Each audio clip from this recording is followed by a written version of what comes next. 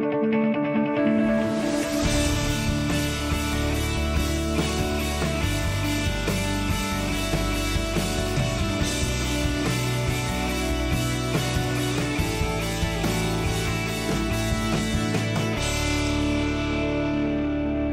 and welcome to Reaching the Summit on Business RadioX.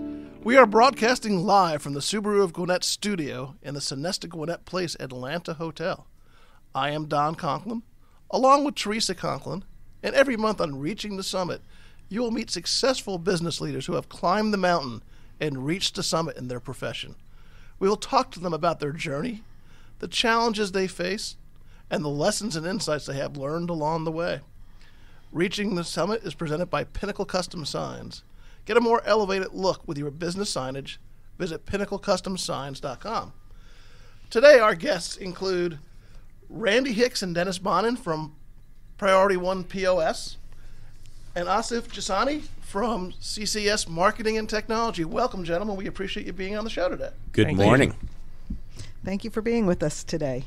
Why don't we start by Asif? Could you tell us a little bit about how you started your company? Sure. My name's Asif, and my brother and I started the company back in 2005. So we've been at it for 16 years. We started as your IT guys. So we were your plumbers coming to fix your computers whenever things broke or if you had a virus or a pop-up.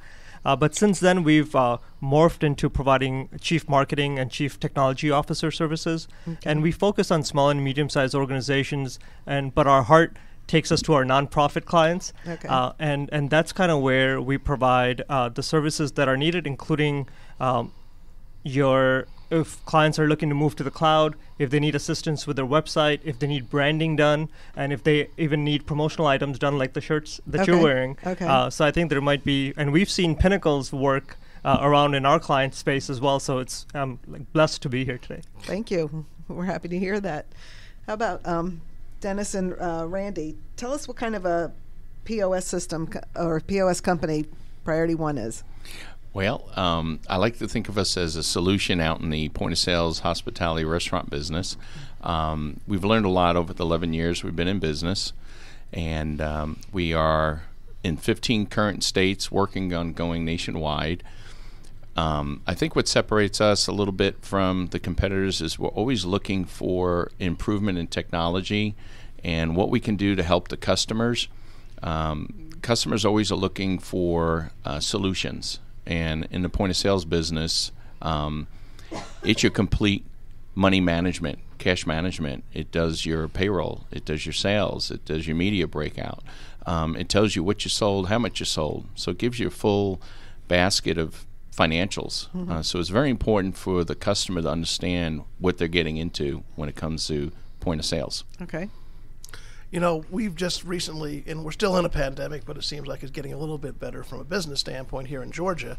So I guess I've heard many stories, some horror stories and some stories like the pandemic's been very good for me from a business standpoint. So how's it affected you guys over at CCS Marketing Technology? Sure. When the pandemic started, I think we were all in more of a shock.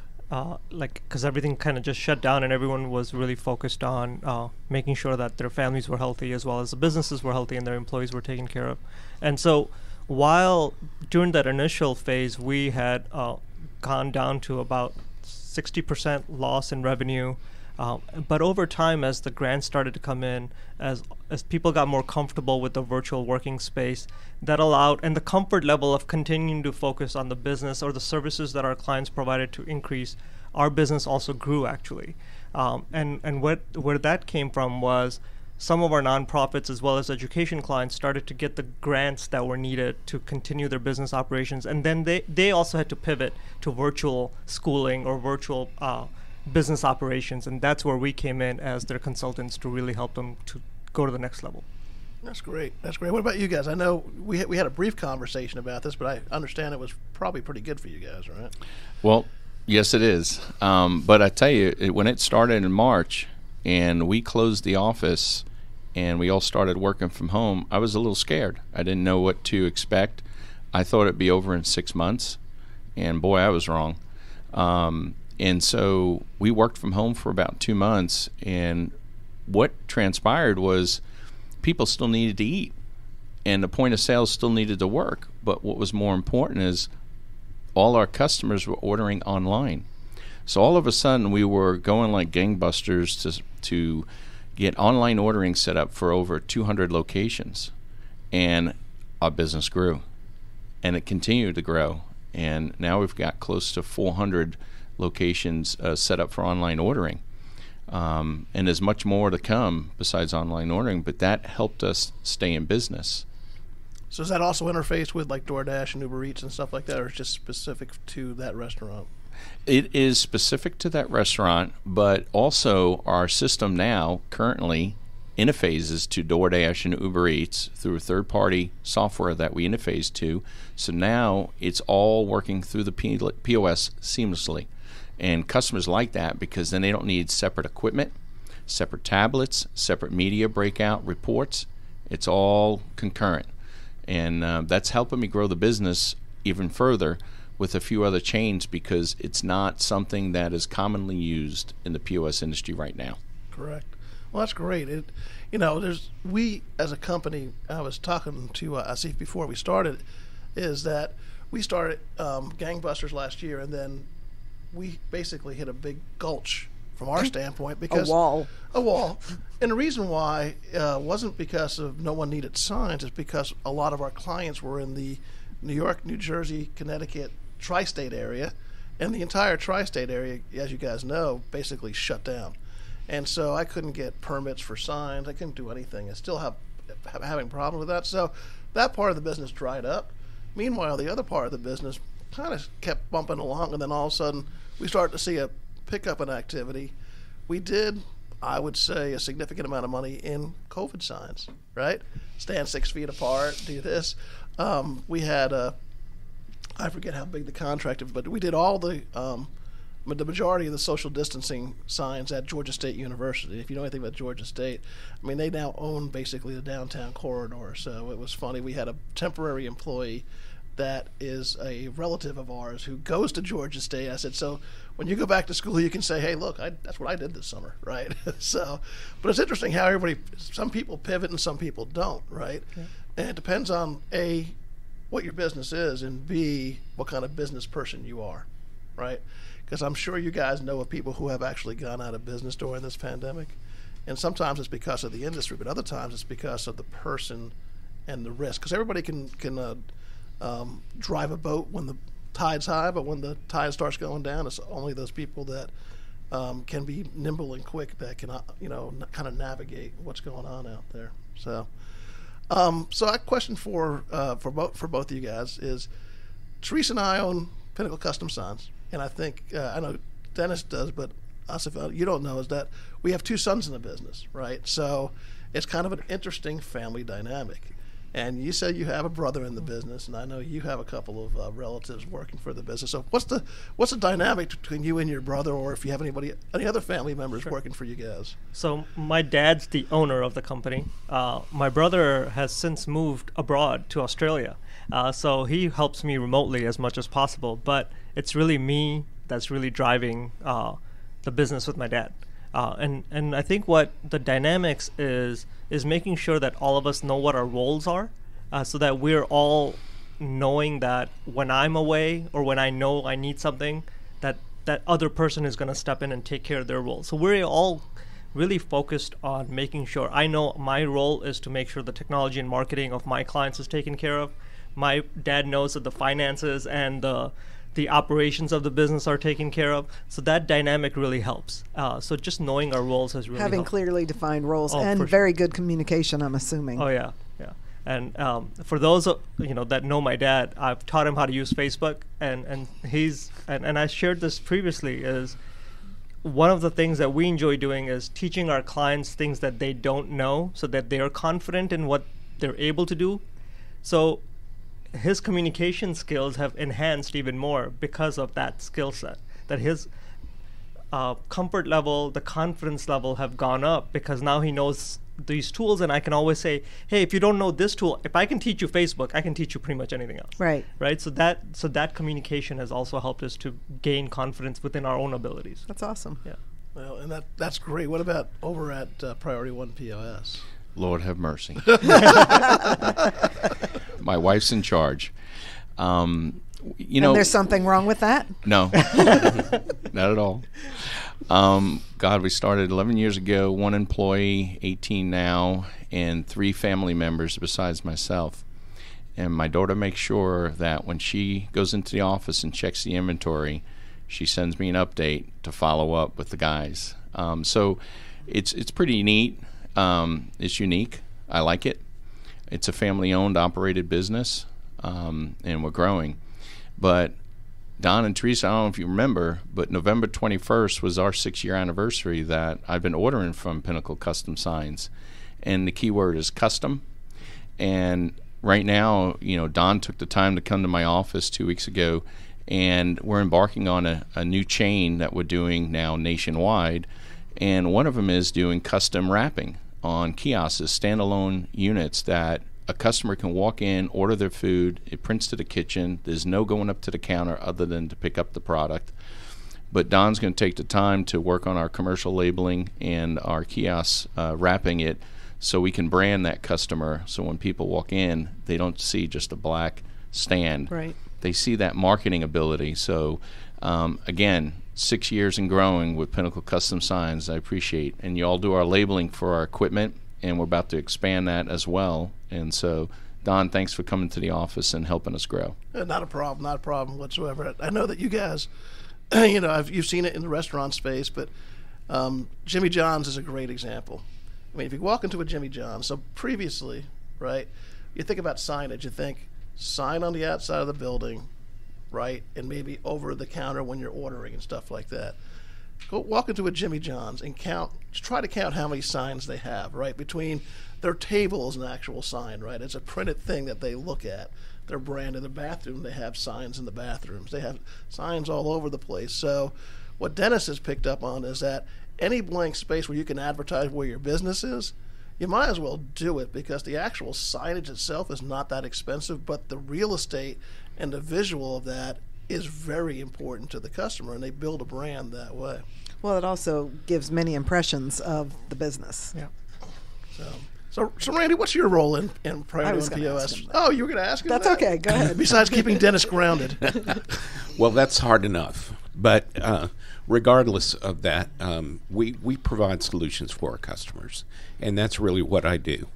And we try to help them. And we have pivoted. We're as nimble as possible, as we can be, and as nimble as a company that you would see.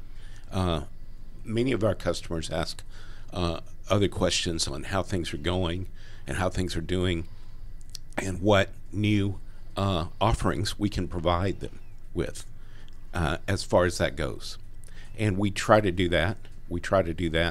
And we try to give them positive outlooks, because the pandemic hit the restaurant and hospitality industry probably the hardest. Mm-hmm. Yeah.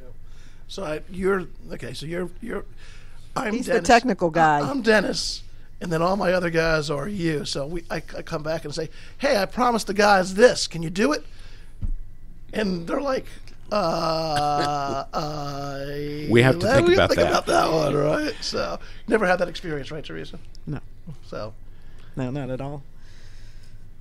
So, Asif, what type of clients do you work with most? Sure. So my passion, I've been a volunteer preschool teacher for 20 years. So every Saturday morning, now on Zoom. How fun. It's a blast, but it's also a lot of planning. So for all the full-time teachers, my hat's off to you. My clients include, and we've been blessed, like over the last 16 years, we have transitioned to work with clients that we want to work with. Okay. And what we're passionate about. So most of my clients are in the early childhood space, Okay. the nonprofit space. We do some work with Gwinnett County government. And then the others are the small, medium-sized businesses that we have a relationship with that we're growing. And then Okay. that they need a chief technology officer, a chief marketing officer, and we augment their staff. So our team doesn't come in and say, all right, we're going to do this marketing for you or this Right. technology stuff for you. It's not that. We coach their team on making sure that they're sustainable on their own. Okay. And so we're coming in as as an addition to their team versus a replacement of their Oh, team. I like that. That does sound different type of model. Now, is that model, is that traditional marketing, is it digital marketing, or is it a combination of both? It's a combination of both. About 4 years ago, we added promotional products as a service under our marketing umbrella. When we first started the marketing pieces, it was only digital. And what we realized, as you may know, you're the experts in this field as well, is anytime you do digital, you want to show the physical, Right. And so that's where we started to do promotional items as well as one of the services that we provide. Great. So from a client standpoint, so who's a perfect client for you? If you say, I pick up a new client today, what's a type that would be the perfect client for you to pick up today? There's two. One would be, like I said earlier, a school district would be a perfect client for us in terms of when they are reaching out to make that community for their students. So if they're doing shirts for their students, or if they're actually doing technology implementation in the classroom to make their lives easier. The second would be nonprofits. We really love working with nonprofits and helping them take their mission and vision and make it a reality and enhance their business process in the mix of it. And so that a nonprofit or an education client would be a perfect client. That's great. What about you guys? Is it restaurants basically, or is it chains? What's the perfect Restaurants. spot? We just had the owner Ray for Friends Restaurant into our location. They're venturing in to see about partnering with us potentially. As an example, they're local and growing. But the reason they came into the office was, and why other people are coming in more and more, is we're able to bundle all the third-party products that point of sales offer, but not do direct. So, for instance, you talked about DoorDash, Uber Eats. Now that going through the point of sales, instead of having separate equipment and having support through us direct and online ordering, but more importantly is our curbside breaker. So our mobile units now, we can go out in the parking lot and place an order, and it'll sync up into the restaurant when you walk in. It'll print to the kitchen, and it's NFC tap and go as well as pin chip and swipe. So now that changes things. That all works through the POS. So everything's seamlessly working through the POS. There's more and more customers that need that and want that, because at the end of the day, when they print that report, it's all gathered together, and it's harder to cheat the system. What's happening with some of these chains, I'm finding out, is with DoorDash and Uber Eats and Grubhub, the franchisees have opportunities to manipulate the numbers that are coming in. Well, the franchisor gets a royalty fee. So by going through the point of sales directly, now they can get all their royalties. Yeah. So that's a game changer for us. Now, is that similar to what I see when I go through a Chick-fil-A drive-through, where they have the terminals outside and they're doing it? Yes, that's exactly. The difference is we have a printer built in. Theirs is an email, or when you Right. get up front, it prints. Here it prints and you can sign. Well, that's great. That's Yeah. great. Technology has moved so fast. It really has. It's constantly changing. I remember when we were sitting in a meeting and you were explaining your business one day, and someone said, "What's a POS?" I can't say that on the radio. I know. But it was so funny because we all looked at each other like, "You don't know what a POS is?" You know, Joe Rogers Jr., I worked for Waffle House for 9 years, franchised for 4, but something that Joe Rogers said to me that will never leave is a point of sales is a cash management program. That's how it needs to be looked at and understood, that that's your cash. Now manage it. Yeah, absolutely. From that standpoint, it's great. So, what does your company look like in 5 years, Asif? I mean, if you say 5 years, 10 years, I'm sure you have a game plan there, a big, hairy, audacious goal of what's going on. So where do you see yourself and the business going from here to 2030? Believe it or not, that's 10 years from now. Well, Scary. And I think while we've been in the business for 16 years, I think we've had to make multiple pivots and to really figure out what we bring to the table that's good for our clients and good for us, and what's a win-win situation for everyone. And where I see ourselves is I think up to about 10 employees at the moment. I'm just adding one per year, and steady growth is where we see it, and to a point where we can do really good work in the community. But I would say from a business perspective, about 10 times growth. So one level or 10 employee growth. So one employee per year, and then see what happens from there, and maybe join a larger corporation. Always on the table. What I know, Dennis, you've probably your plan is own a world domination or nationwide domination, right? Nationwide, so. But the Juicy Crab is one of our chains, and they want to go international. So Shift 4 will be on the Super Bowl and have their marketing commercial. They're a publicly traded company. They're a processor, but now they can do international. And so this will help me grow with Juicy Crab International. I can see over the next 9 years what's unique about our business is we're a residual reoccurring revenue.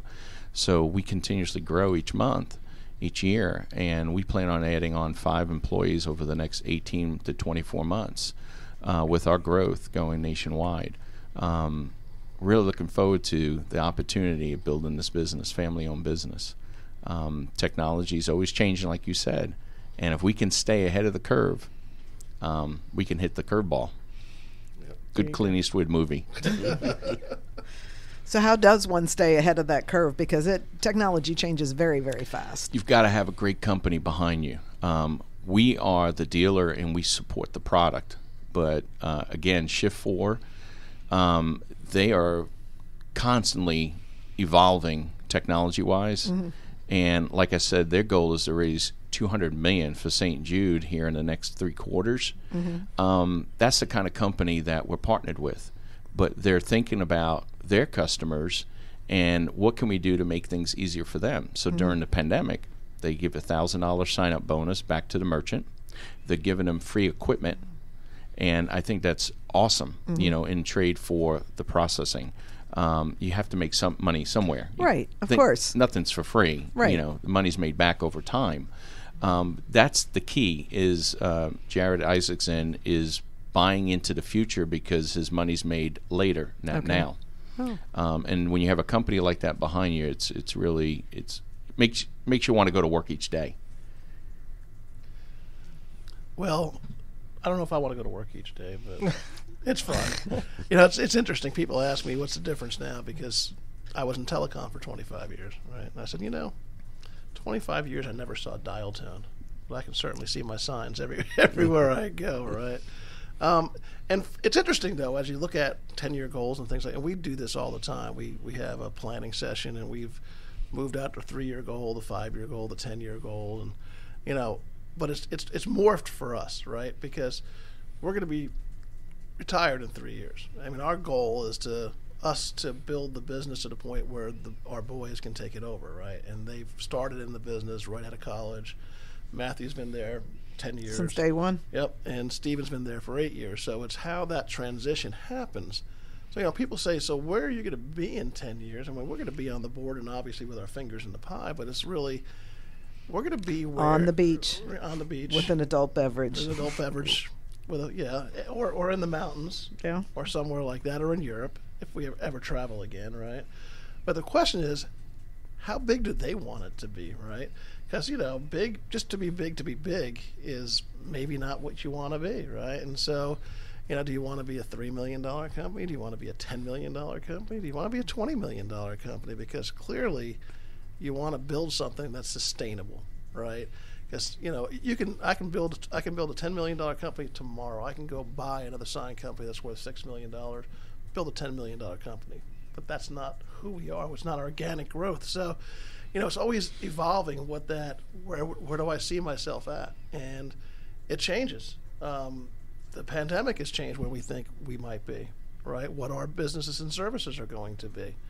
During the pandemic, we expanded our facility by 3,500 square feet, added more equipment, added more people. So where are we going? So I always think it's interesting for us to look at the future and look at the system and things like that from that standpoint. So Asif, I'd have to ask, do you have like process, a proven process that you guys have that you follow with every customer that, if someone said, what is CCS's marketing and technologies process, they say, so this is it. This is the secret sauce to how successful your business is. So I'll get to the secret sauce in a second. I'm going to adjust my previous answer and just say, I want to be where you are 10 years from now. I'm not sure if my kids are going to be old enough. He'll be 10, but he's not going to be old, or 11. But in terms of our secret sauce and our process, I think one of the things that I'm proud of is we're very transparent. Mm-hmm. Our secret sauce is listed on our website under our consulting services, which is the first thing that will with any client, no matter if they need a simple shirt or if they need their entire technology or marketing plan readjusted, the first piece is the discovery process. So we'll go through the discovery process. That includes interviewing the owners, or the executive director, their staff, their volunteers if we're working with a nonprofit, and really looking at what they're trying to accomplish and looking at their goals and objectives. So that discovery process is what's key for us. Mm-hmm. And then after that comes the planning of the implementation process, which we then share with the stakeholders. And then the stakeholders help us prioritize what are we going to implement first, what are we going to implement second, how are we going to move about it, what's the timeline. And then finally, after all of that is said and done, and sometimes these process takes 2 years, mm-hmm. right? And then it's the evaluation process. But we also do evaluation throughout the process. So it's really about communicating the discovery, planning out the implementation, and then finally doing constant review of what work you've done. Now, do you go through what ROI you produce for that customer? We have been working on that. And one of the things, that's a great question. One of the best things I heard recently from one of our school clients was, Asif, based on the virtual, and this is during the pivot of COVID, based on the virtual tours that we've set up and the process of a parent coming in and doing, even scheduling the tour, their enrollment has gone up to 15% at one of their schools. And so that we know the work that we're doing, because it's a team effort. It's not Asif's effort or CCS's effort or our team's effort. It's a team effort that includes the stakeholders, and we're part of that stakeholders. So that process has worked really well for us. Yeah, because that's always the biggest challenge with marketing, right? Is what's your return on investment? How much money am I going to throw at the wall and see what sticks? So, and I have to ask you, why Priority1POS? I mean, what's the secret sauce besides you two sparkling personalities? Why do people want to use you guys? Well, I think that typically they want something that's custom fit for them, that's custom for their environment. That's by people that understand what the restaurants do and what a restaurant has to face every day in and day out, 7 days a week, 24 hours a day, depending on if you're open that long. Remember, you eat 3 meals a day regardless of the time, regardless of the day, regardless of the week or the weekend.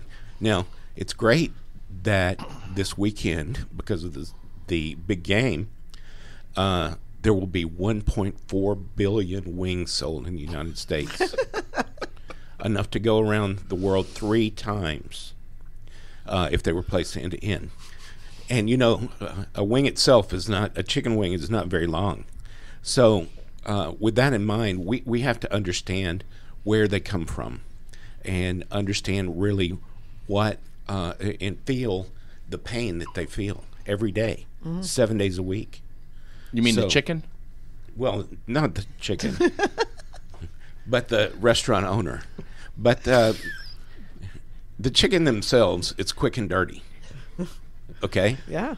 Quick and clean, hopefully.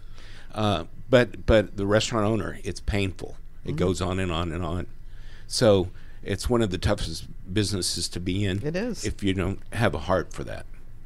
And remember, like Don said, what does a POS stand for? And it could be, a pain for a customer, right? Mm-hmm. Point of sales, especially if they're not computer savvy and what have you. But the reason we named it Priority1POS is we make every customer number one priority. More and more each year, I go out and we service the customers who have been with us 5, 6 years, 3 years, 8 years. and there may be situations that they can't afford it right now during the pandemic, and we make a trip out there and we fix some equipment and change some stuff out. And more I tell my guys, I said, listen, we're very blessed. We've grown this business. Luckily, we have the money. Go take care of the customer. Make them whole. Spend the time, and we'll spend extra time with them and really make them a number one priority. No matter how big or small they are, we treat them all the same. So I'm certain that is what differentiates you from other point-of-sale companies? Yes. They will give them a down and dirty bill. I hear customers that we have now today over the last several years, and they'll tell us how much they paid for equipment for a repair, or for a trip charge, things of that nature. And I'm like, God, I'm grossly undercharging. But I'm humble, and it's working, it's growing, and the customers aren't leaving. Our attrition is strong. Well, it builds a sense of loyalty. Because you treat them right, they're going to treat you right. Right. So who is your longest running customer? Oh, boy. I have to say on our software for future POS would be Soprano's Grill. Okay. It's coming up on 7 years. Which is my customer. Soprano's Grill. That was our first future point-of-sale software, and it's going on 7 years. You remember the story, right? About Sopranos? Yeah, oh yeah. Yeah. Oh yeah. There's a story we could tell later on, but it is kind of funny. I always tell that story to people when they ask about our business. I was hoping you weren't going to tell it No, today. I'm not going to tell it today. So, I guess from a cultural standpoint, right? We all have our businesses, and our businesses, there's a definite heartbeat to the business, right? And you guys have built it. So, do your employees understand? Do you have written out, values and culture statements and stuff like that your people know what it is, besides just feeling what it is when they come in the building? What about you guys? Do you have values and stuff like that you guys follow? Yes. Okay. We have all kinds of programs. We, again, run it like a family business, so they understand our birthday program. It's very important that we celebrate each employee's birthday and what we give back to them for their time. Also their work ethics and the type of place we work. We post that mission. We have an HR program for them. I can remember starting our insurance program 4 years ago, and we're at 50% we pay, and this year, by the end of this year, we're at 75%, and next year we're at 100%. Those employees coming to work won't have to pay for health coverage. That's wonderful. That's the kind of give back that we Right. do. And also we put together 2 years ago a simple IRA. I said, you got to save for the future, and I have to help them. I have to be a part of the solution, again, not part of the problem, and them to understand that, okay, we get paid a week and live check to check. They're growing, they're making more money. I'm teaching them how to get credit, build credit, vehicles, houses, that kind of stuff, and we're doing all that. And retirement programs. So I think it's important that we educate. And I bring a financial investor in every year, and our accountant in every year. I kind of surround them with the tools that I've learned in my business background. So I think that helps a lot. I think so too. What about with CCS? From a cultural standpoint, what about you guys? We're a virtual team, and as we're bringing on virtual teammates, especially, and we've always had virtual teammates, it's more difficult. And I think from a family-owned company, as we're starting to build that culture based on the openness and some of the things I talked about earlier, and we're I would say in the baby stages in an older company. I feel like we're in a startup because we've transitioned. Now I think we're at a point where this is who we're going to continue to be. Right. Because when you start, and I'm sure when you start a business, you kind of take on every client, and you take on every project that comes your way. And you're not really focused on the culture. You're focused on, am I going to put food on my table, pay the rent, and pay the mortgage or whatever else. And so we're at that point where we finally define who we are, what we're going to continue to do. And now that growth as we start to grow and look like you in our company in terms of the number of people, I think that culture shift is now happening. That's got to be difficult, though, doing it virtually. It's interesting.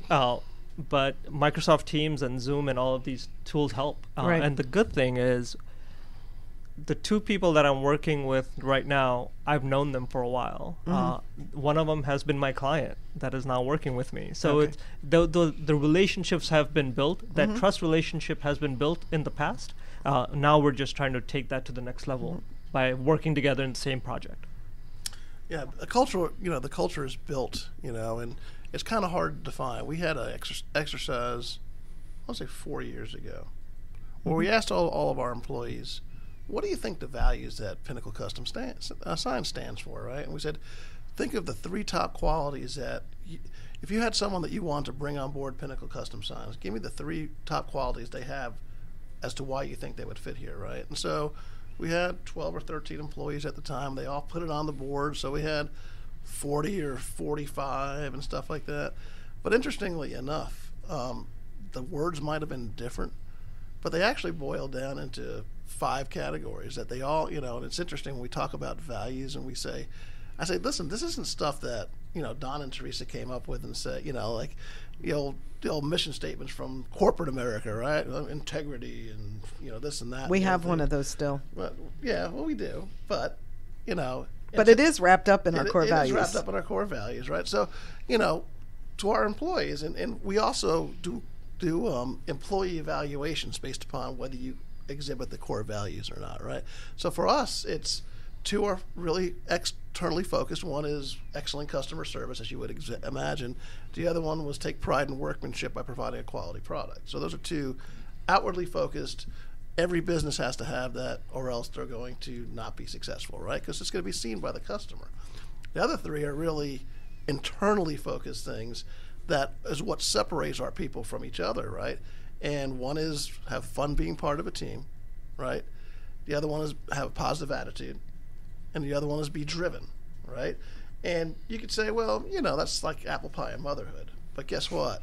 I sit down and I do interviews with people that want to come into our organization, say, these are our 5 values.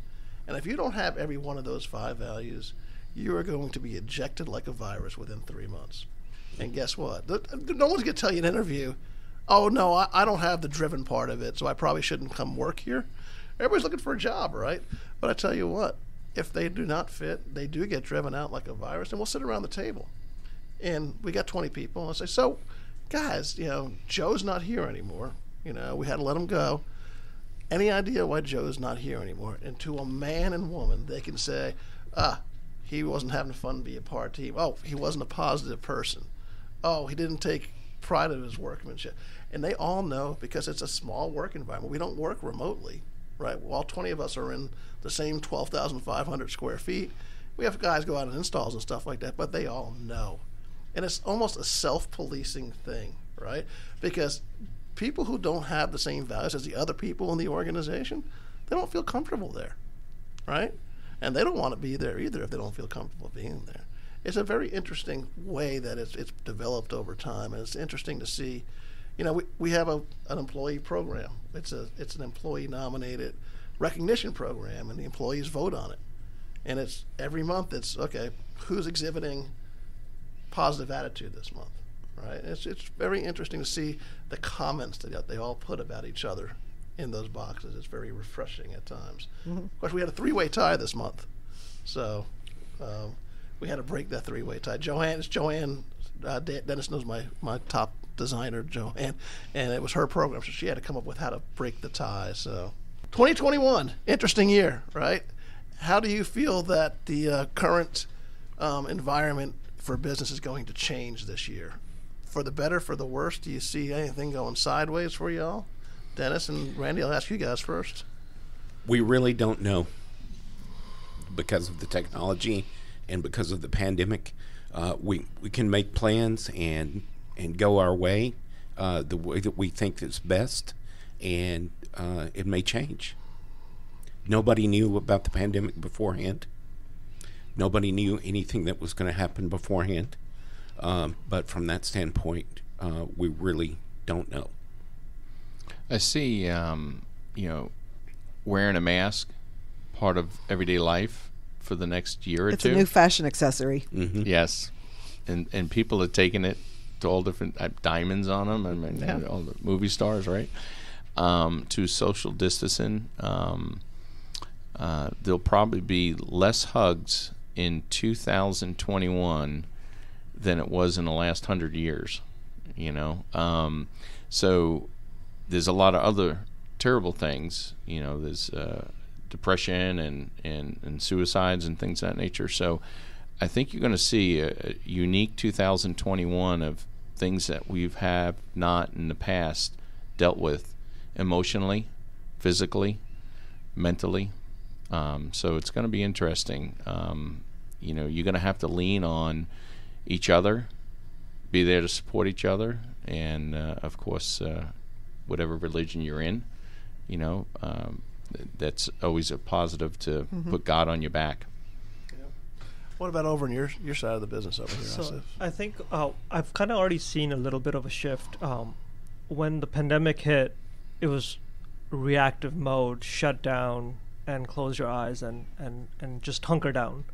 What I've seen in the last 2 months or even 3 months, and I think I see more of it even the last 3 weeks, is the proactive planning has shifted to really focus on taking things to the next level and making sure that the pivot that they made in the first 5 months of the pandemic, whatever has worked, continues to grow.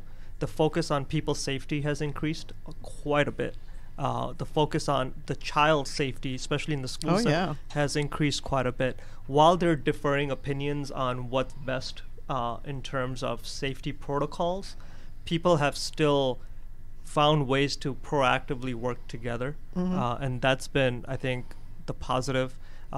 There are still, even from a 2021 perspective, 2020 was also, from a political standpoint, a very tough year on a lot of individuals, especially when you're working in this the social service arena, right, where you see individuals having issues with health issues, homelessness issues, just political mindset issues. That shift is also occurring. So it's not just the pandemic. I think it's also the political and the social shifts that are happening in our communities that we just need to all be more open and accepting of what. I think one compounded the other. Yeah. I don't know that anybody actually imagined that the pandemic would do what it did. Yeah. That we would shut down, that businesses would go out of business and all of that. And that on top of what was already going on under the covers, with the political realm, I think one just compounded the other and made it just so much worse. Yeah, and I see, and I hope, is that hope's not a strategy. Yeah, is a communication will enhance even more amongst individuals, and that goes from the health aspect as well as the social aspect of things. What do you think, Teresa, in our business? It's tough because right now it was interesting because our business seemed to come back after a while with the pandemic. But then we've slowed down at the beginning of this year, and I really feel like it's still a part of what's going on with COVID, that I still don't think a lot of businesses have come back, and we're starting to feel the effects of that to some degree. Yeah, what I would tell you is that we have a lot of clients, and our clients, just like Priority1POS, they always come back to us. And what we're seeing is that the level of business we're experiencing now is maintenance. And when I say maintenance, it's I've just bought a new vehicle, I need graphics on it. Okay, I just bought a new building, I need to put a sign on it, right? So the things you would think are normal for signage is what's happening today. What has driven our business over and above normal maintenance has been investment, right? People who are refurbishing an entire shopping center and they need new big signs, right? Or they're redoing, we had Fulton County redo all their libraries in the last 2 years. We did all their signs. So what we're not seeing is there's so much uncertainty as to what the economic and political climate is still today that people are going to operate their business the way they operated it before. But at the bare minimum. But they're not willing to make those investments. Obviously, if you're building a new building, you got to put signs on it. But if you're deciding whether to redevelop this area of a shopping center or whether to build out this subdivision or something like that, those investment decisions are not being made today because people want to see what the shakeout is going to be. Whether that shakeout happens in a month, whether the shakeout happens in 6 months, we don't really know. And we all have our opinions about what's going to happen politically and how that's going to affect us economically. We can have an entire 2-day conversation about that. But I think the smart investors are still waiting. And since they didn't get in on the run-up on GameStop stock, they're waiting for other investments to happen at that point in time. So I think we'll see that break loose eventually, but I think people are still keeping their powder dry, an old expression from that standpoint. So Asif, if somebody wanted to use your services, how would they get in touch with you? Sure. We're everywhere. Our website is ccsatlanta.com. Our social media is CCS Atlanta. And if they want to see who I am personally, they can actually go on to our website at ccsatlanta.com. And if you click on About, you'll see my previous discussion at Business RadioX. But my personal account is Asif, ASIF J3 on all social media channels. Awesome. And for Priority One? We're at priority1.com. And I think I was going to say that you were, to digress just a moment, Don, from that standpoint, we don't know what the future will hold, but resilient people, and I think we are all resilient people in this room, will be successul regardless. Agreed. I would absolutely agree with you. Okay, so anyway, to answer your question, Teresa, to answer your question, we are on Facebook, we're on Instagram, we're on, you name it, right, Dennis? The Twitter? Yeah. Twitter? Yeah, Twitter. I haven't used it, but I understand it's set up.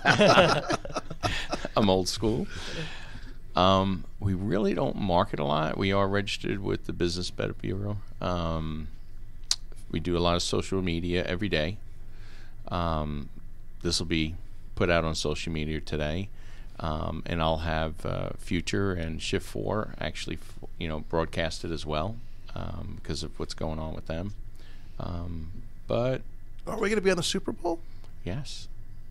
Really? In Inspiration 4, which is Shift 4, they'll have their commercial to be on the Super Bowl about going into space and raising money. They're not going to put any of this podcast on it? This is excellent material. I have to Come see. on now. I have to see if Jared will do that. I tell you, it's an opportunity. And what's great is during the pandemic, their goal is to raise $200 million plus for St. Jude's, and not just for kids for today for cancer research, but remember, those are kids for the future. Yeah. And so we have to build for the future and invest in them and help them. Yeah. They're dealt a short hand, and how can we help? So I think it's great during the pandemic that he's giving back. Well, we'd like to thank you, gentlemen, for being here today and joining us on Reaching the Summit, presented by Pinnacle Custom Signs. Get a more prominent look with your business signage. To see how we can help your business to reach the summit, visit us on our website at pinnaclecustomsigns.com or on any of our social media channels. Remember that you could also enjoy any of our episodes at any time by visiting businessradiox.com, selecting the Gwinnett Studio, and then clicking on Reaching the Summit. You can also find us on your favorite podcast apps, such as Apple iTunes, iHeartRadio, Google Podcasts, or any of your favorite podcast applications. Until next time, for Pinnacle Custom Signs, I'm Teresa Conklin, and with Don Conklin, you've been listening to Reaching the Summit on Business RadioX. Hope you have a great day.